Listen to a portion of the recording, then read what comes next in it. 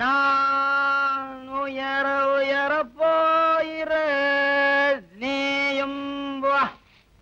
நான் மயங்கி மயங்கி தாகிறேன் மடியை தா தா.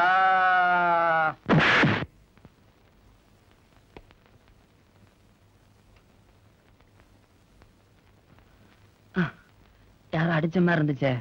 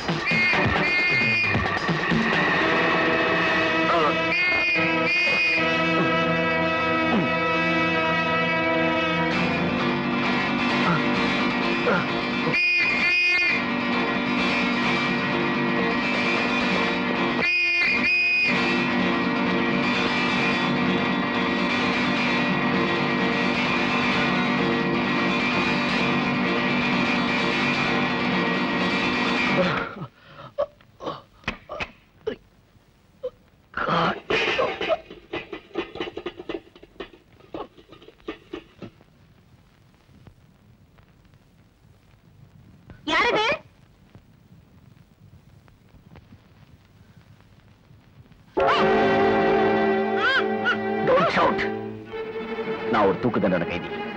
போலீஸ் என்ன துரத்திட்டு வருது. தயவு செய்து என்னை காட்டி கொடுத்துறாங்க. என்னை காப்பாத்து. நான் கத்தியை காட்டினதே நீ கத்தாம இருக்கத்தான்.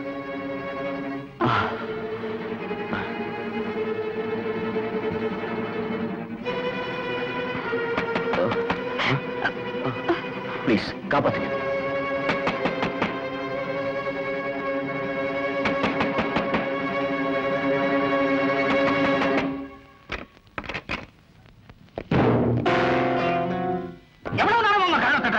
குளிச்சிட்டு இருந்த கொஞ்சம் லேட் ஆயிடுச்சு. என்ன விஷயம்? ஒரு தூக்கு கைதி தப்பிச்சு இந்த பக்கமா ஓடி வந்தான். அவனை பிடிக்கிறதுக்காக தான் நாங்க இங்க வந்திருக்கோம். அப்படி யாரும் இங்க வரலையே. சாரி மேடம், நாங்க இங்க கடமை தான் செய்றோம். நீ இந்த பக்கம் போய் தேடு, நீ அந்த பக்கம் போ. சார், நாம எல்லாருமே உள்ள போட்டோம்னா சப்போஸ் அவன் வாசல் வழியா தப்பிச்சு போயிட்டான்னா நான் இங்கே நிக்கிறேன். கரெக்ட், நீ இங்கே இரு.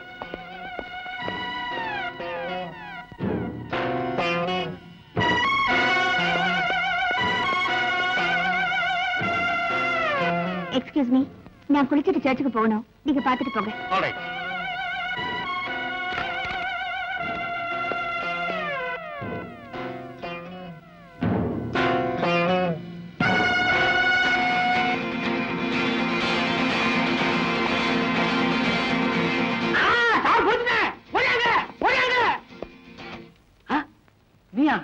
சாரி சார், ஒரு ஸ்மால் மிஸ்டேக். ரெண்டு பேரும் உள்ள போய் நல்லா தேடுங்க.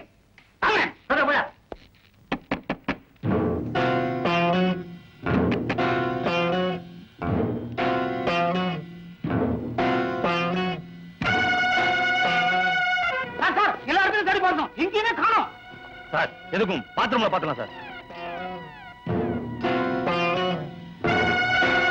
ஐயா, அந்த பொண்ணு குளிச்சுக்கிட்டு இல்ல, அவன் எப்படி உள்ள இருப்பான்? சாரி மேடம், நாங்க வரோம். போங்க.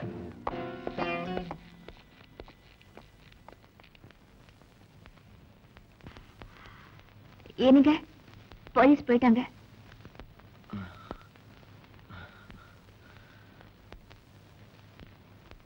இந்த உதவியை நான் என்னைக்கு மறக்க மாட்டேன். பரவாயில்ல, நீங்க ஹால்ல இருங்க, நான் இப்ப வந்துடுறேன்.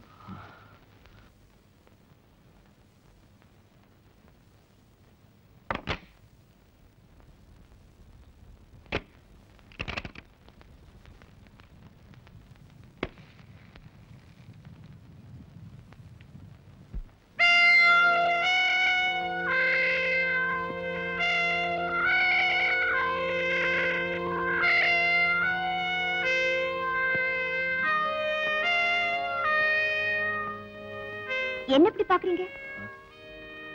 இந்த போட்டோல இருக்கிறவரு எங்க அப்பாதான். ஏ,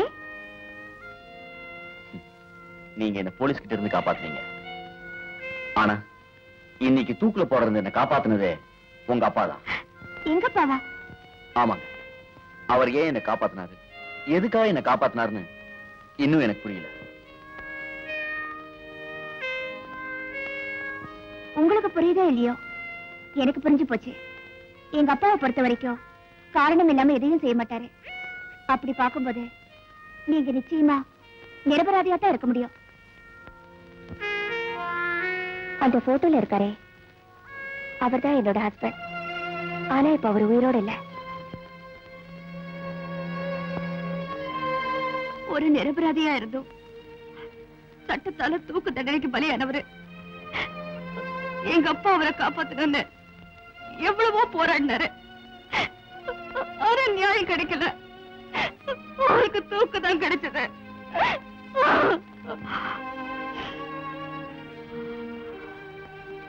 சரி சரி, உங்க கையில ரொம்ப அடிபட்டிருக்கு. அந்த ரூம்ல மெடிசின்ஸ் இருக்கு, போய் எடுத்து போட்டுக்கோங்க. பரவாயில்ல, நான் வரேன். இது பாருங்க, அவசரத்திலையும் பதட்டத்திலையும் எந்த முடிவுக்கும் வர வேண்டாம். போய் போட்டுக்கோங்க. நான் சர்ச்சுக்கு போயிட்டு எங்க அப்பா பார்த்துட்டு வரேன்.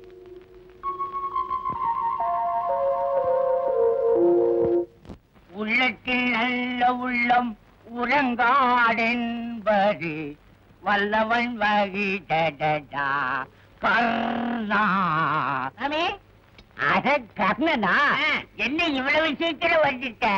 முன்னெல்லாம் கையில பாலை கறந்துகிட்டு இருந்தேன், இப்ப வாயில கறக்குறியா? இல்ல சாமி, கரண்ட்ல கறக்குறேன். கரண்ட்லயா? ஆமா, சிங்கப்பூர் போனல பாலை இருக்கிற மிஷின் ஒண்ணு பிடிச்சிட்டு வந்துட்டேன். சரி நீட்டுங்க. எங்க பாத்திரத்தை நல்லா பாத்துங்க சாமி. 1 2 3. சாமி இந்தாங்க கொசுரு. சாமி ஒரு செம்பு தண்ணி கொண்டாடுறீங்களா? தண்ணியா? ஆமா. எதுக்கு? அப்புறம் சொல்றேன், போங்க.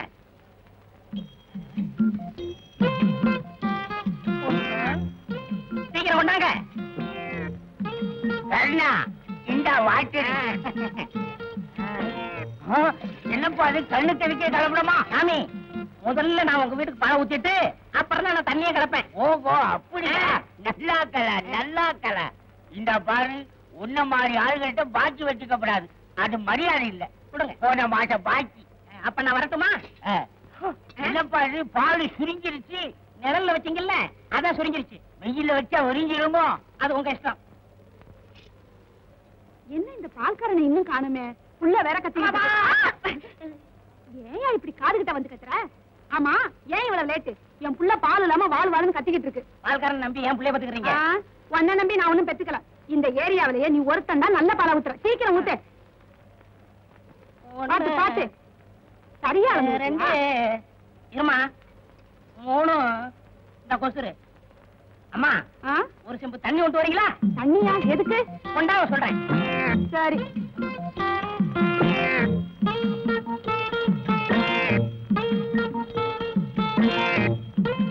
இந்தாயா.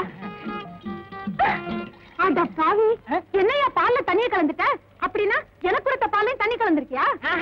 முதல்ல உங்களுக்கு ஊத்திட்டுதான் அப்புறம் நான் தண்ணிய கலப்பேன். அப்படியா? அதான் உன் பாலை குடிச்சிட்டு என் புள்ள புஷ்டியா இருக்குது.